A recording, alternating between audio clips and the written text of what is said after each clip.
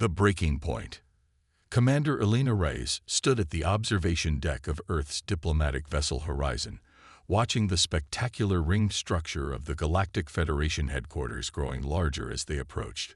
The massive space station, Concordia, orbited the neutral world of Alteris Prime, its gleaming arms extending like a cosmic flower in bloom.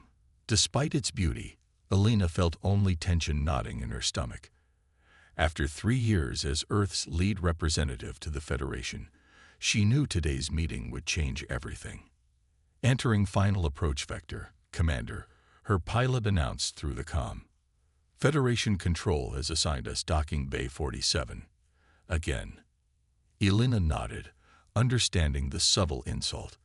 Bay 47 was reserved for minor species and non-members, far from the prestigious central docks where the founding races birthed their ships.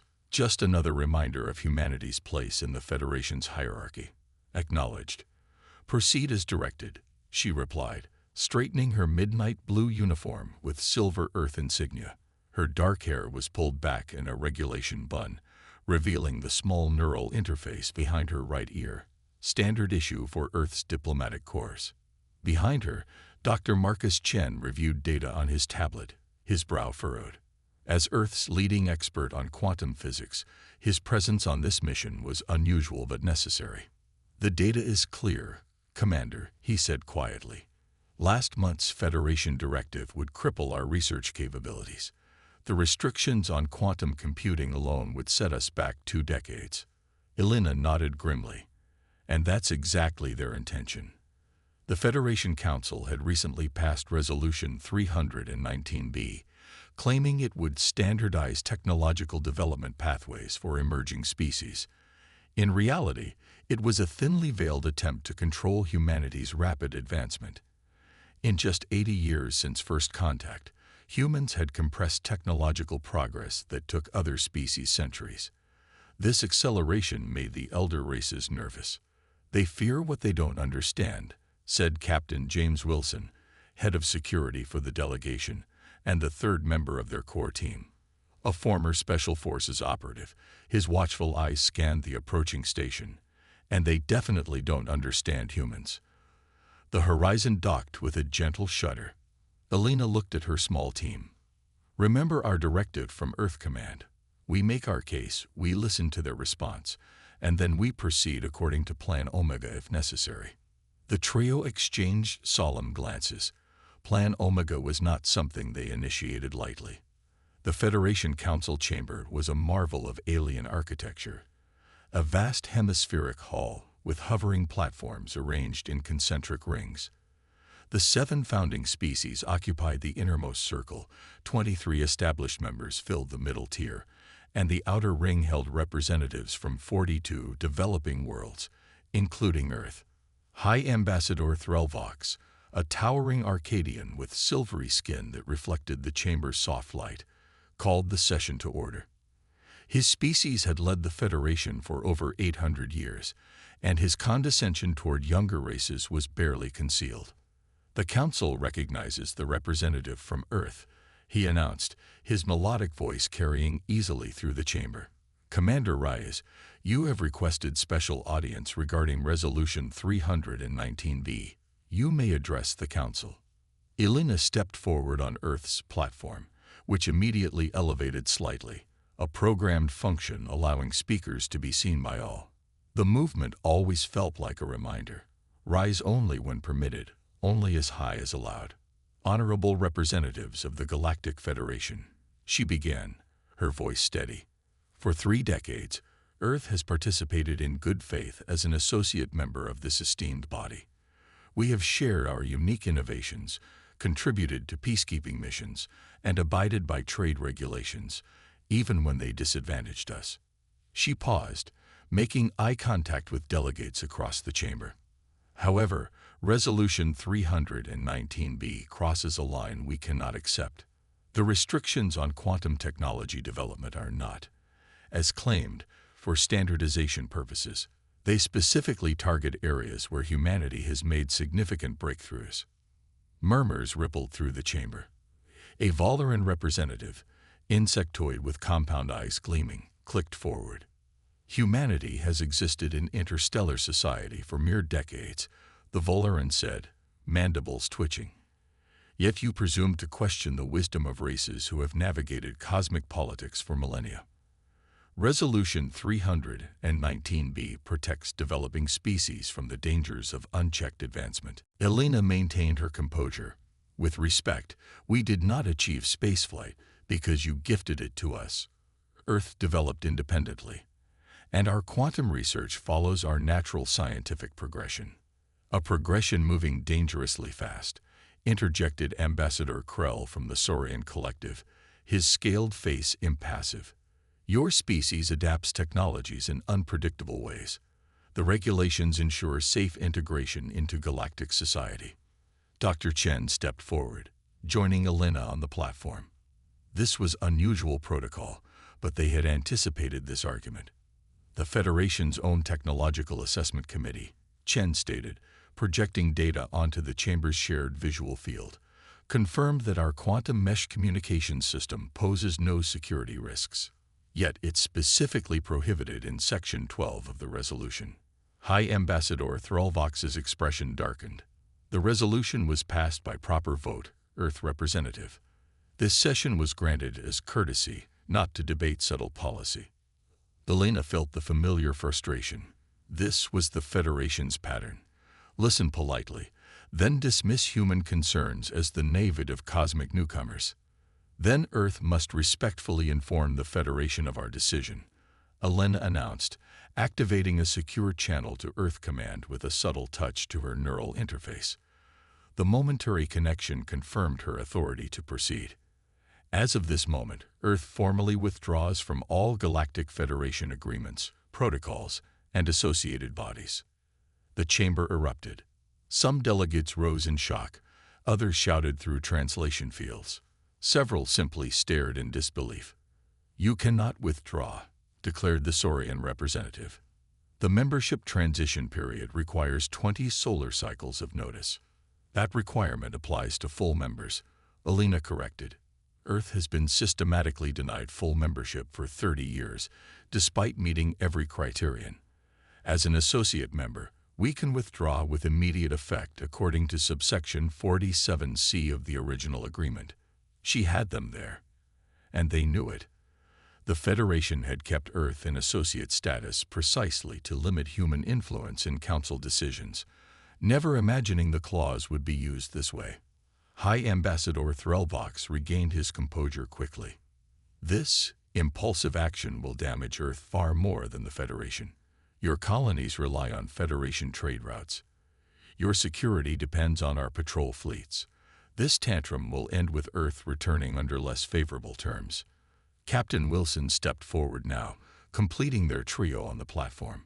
Our withdrawal includes immediate recall of all human-designed quantum mesh communication relays currently operating in Federation space. This statement caused even more commotion. Over the past 15 years, Earth had quietly become the primary supplier of faster-than-light communication technology across Federation territories. The quantum mesh system, inexplicably more reliable than traditional subspace communications, had been one of the few areas where the Federation had eagerly embraced human innovation. You cannot recall critical infrastructure, shouted a Mendari delegate, their bioluminescent tentacles flashing in agitation.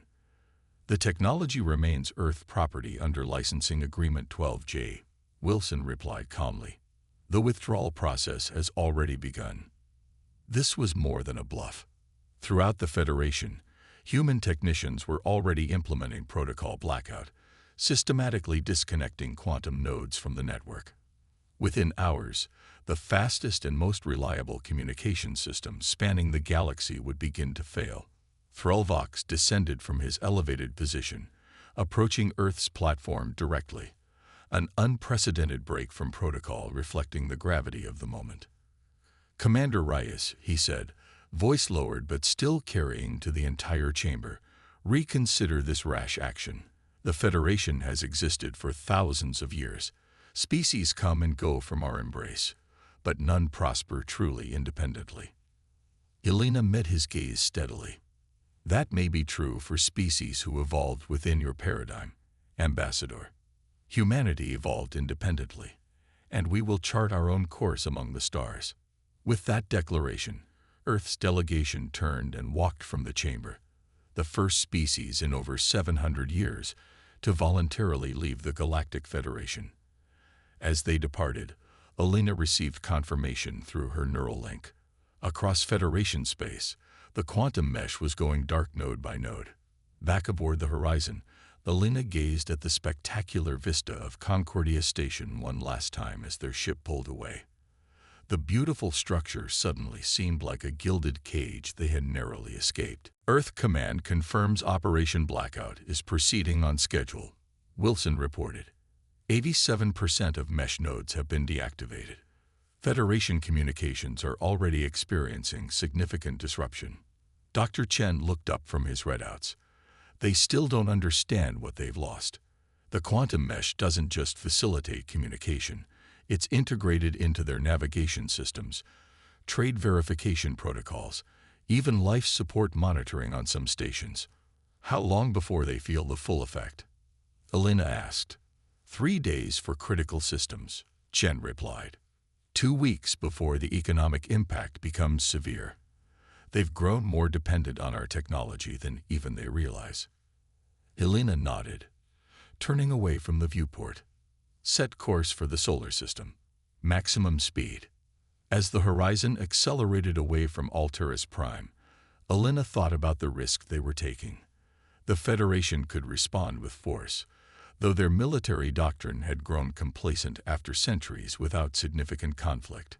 More likely, they would wait for Earth to come crawling back when isolation proved too difficult.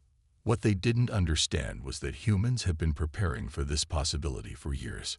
Project Independence had quietly stockpiled resources, established alternative trade routes with non-Federation worlds, and built redundant defense systems. More importantly, the Federation didn't grasp the true nature of the quantum mesh technology they had so eagerly adopted. It wasn't just faster or more reliable. It fundamentally transformed how systems interacted. Without it, the elegant but aging Federation infrastructure would slowly unravel. Commander, Wilson said, breaking her reverie, the Arcturian ambassador is requesting emergency communication. Denied. Alina replied without hesitation. From now on, they go through proper diplomatic channels. Earth is no longer at the Federation's beck and call. As the horizon entered FTL travel, Alina sent one final message to Earth Command. Phase 1 complete. The Federation has 3 months to recognize the true value of humanity's contribution, or discover how difficult the galaxy becomes without us. The Reckoning. 3 months after Earth's withdrawal from the Galactic Federation, Commander Alina Reyes stood in the Strategic Operations Center beneath New Geneva, watching the massive holographic display that tracked the cascading effects across Federation space.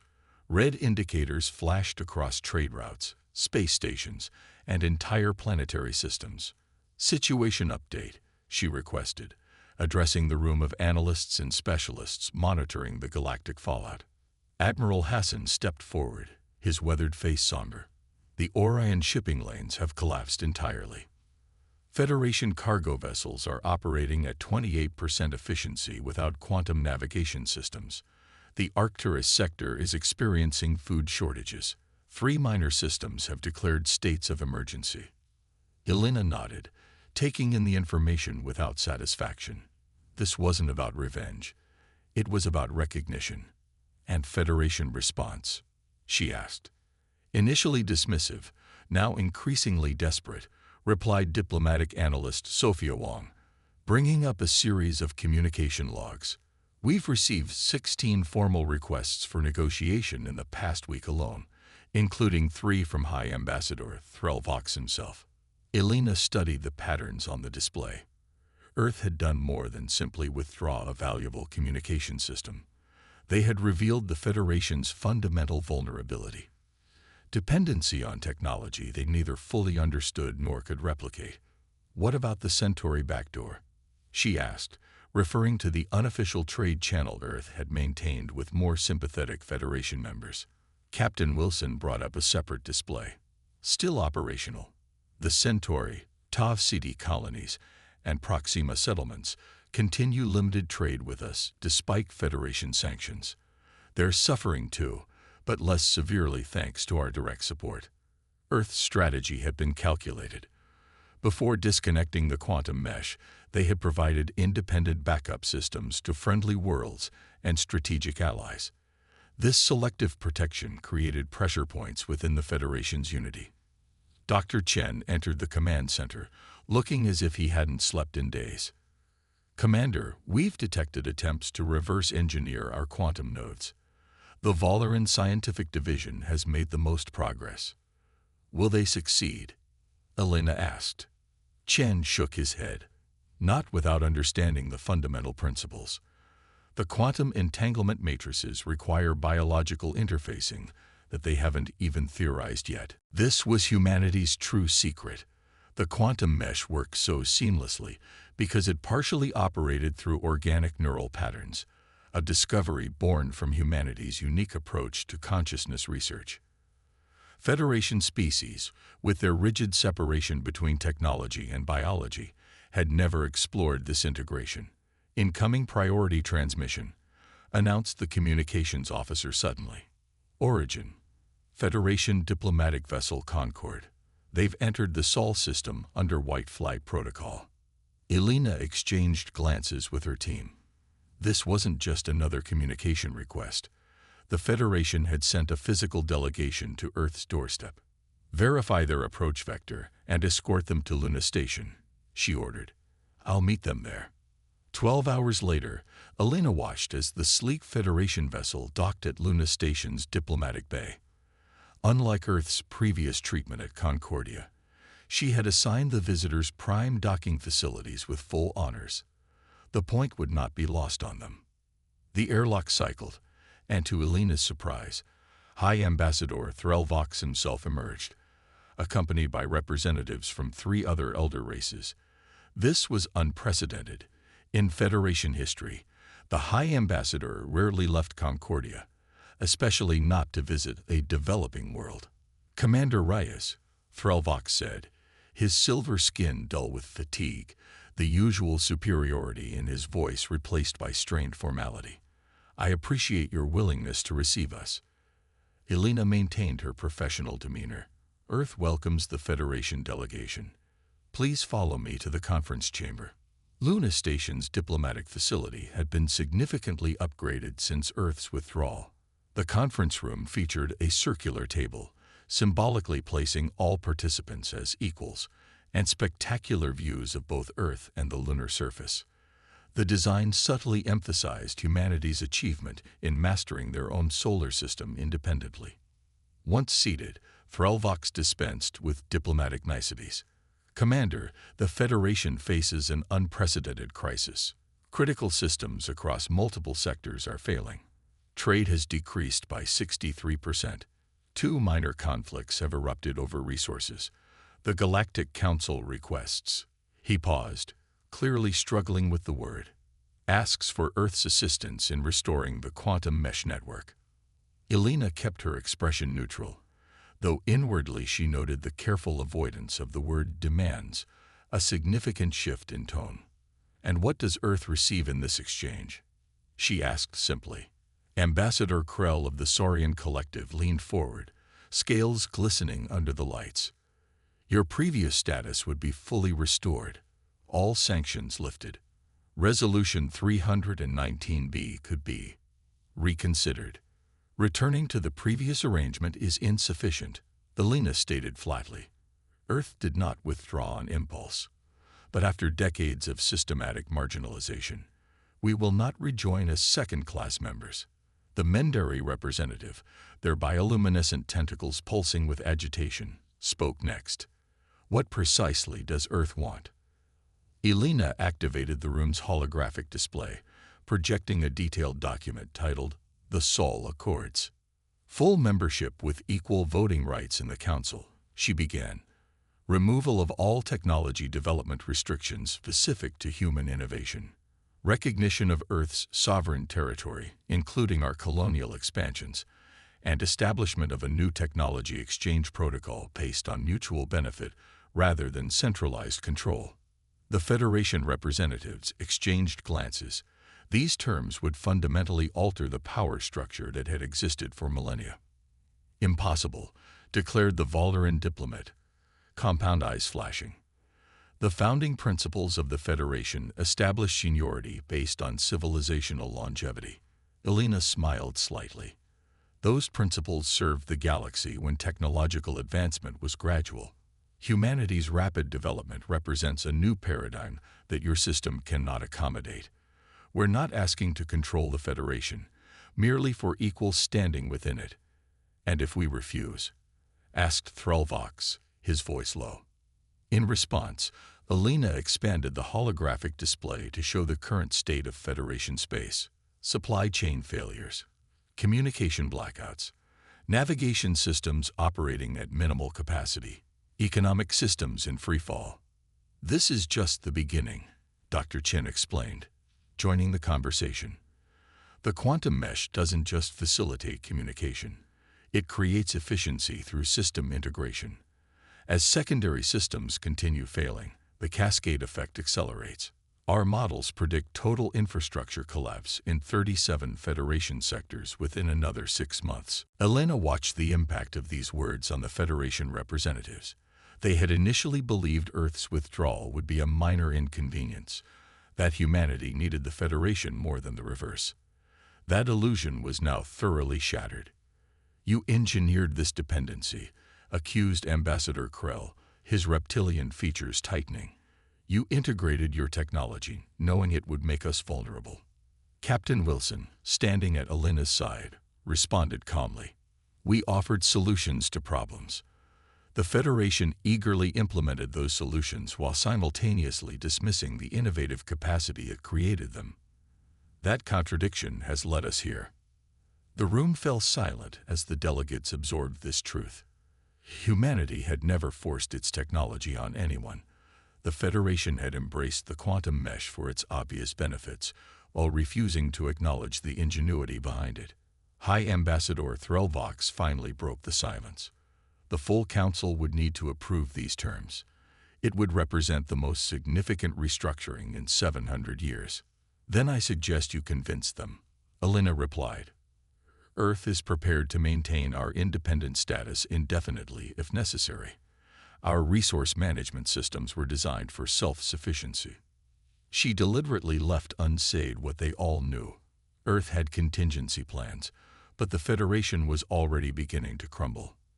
After 3 days of tense negotiations, including numerous direct consultations with the Council on Concordia, the Federation delegation prepared to depart Luna Station with a preliminary agreement.